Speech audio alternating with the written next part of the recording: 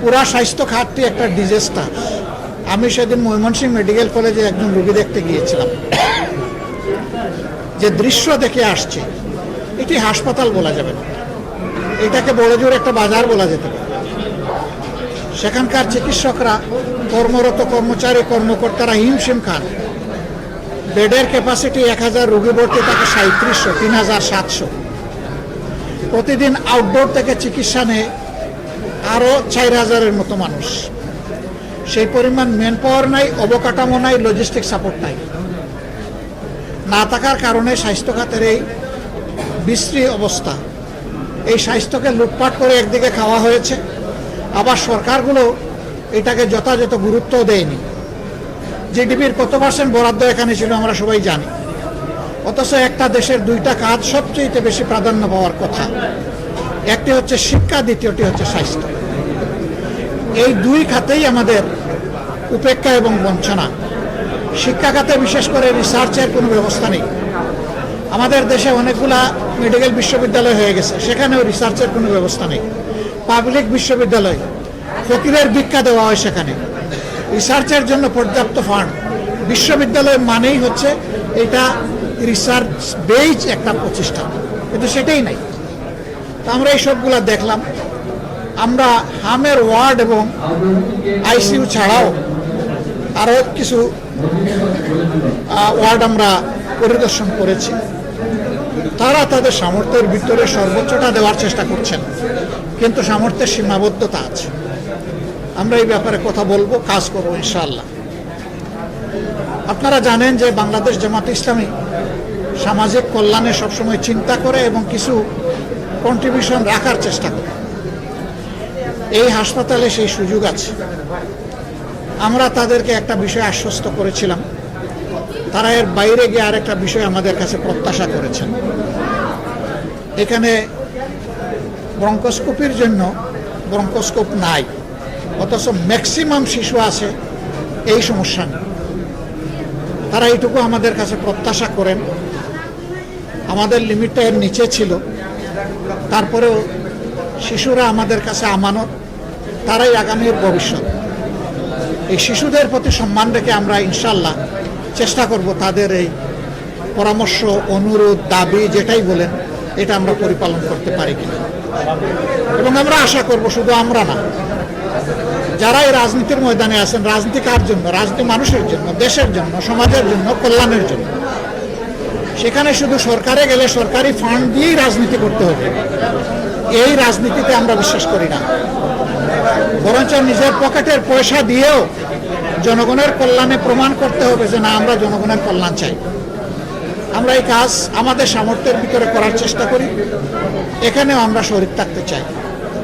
এবং তারা আমাদের এই অফারকে সানন্দে গ্রহণ করেছেন, এই জন্য তাদেরকেও ধন্যবাদ জানাই। তারা গ্রহণ না করলে পারতেন।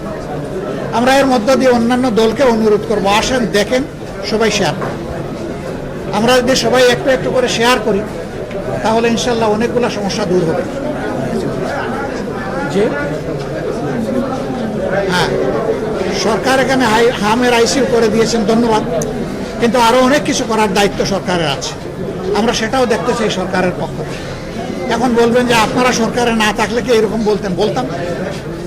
আমরা সরকারে না থেকেও যদি জনকল্যাণে চিন্তা করি এবং অবদান রাখতে চাই, তাইলে সরকারে গেলে কি করতাম এখান থেকে এটা প্রমাণিত।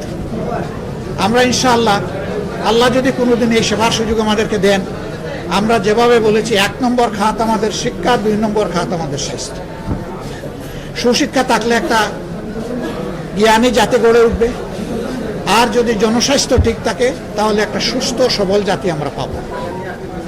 তখন দেশটাকে মনের মতো করে গড়া যাবে ইনশাআল্লাহ। আপনারা দীর্ঘক্ষণ অপেক্ষা করেছেন আমাদের কথা শোনার জন্য।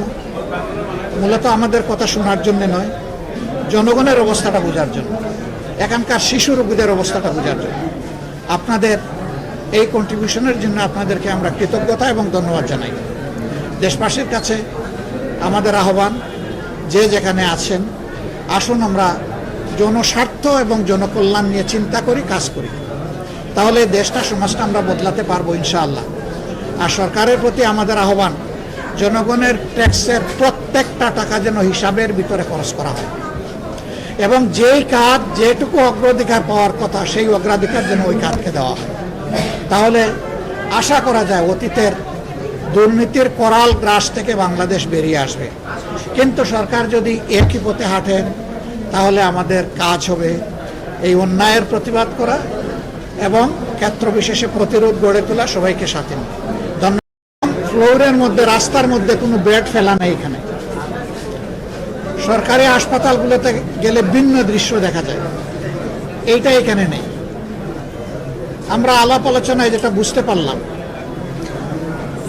যে এটি একটি স্পর্শকাতর ডেডিকেটেড হসপিটাল, যেখানে নিউবর্ন বেবি থেকে শুরু করে শিশুরাই এখানে ভর্তি হয়।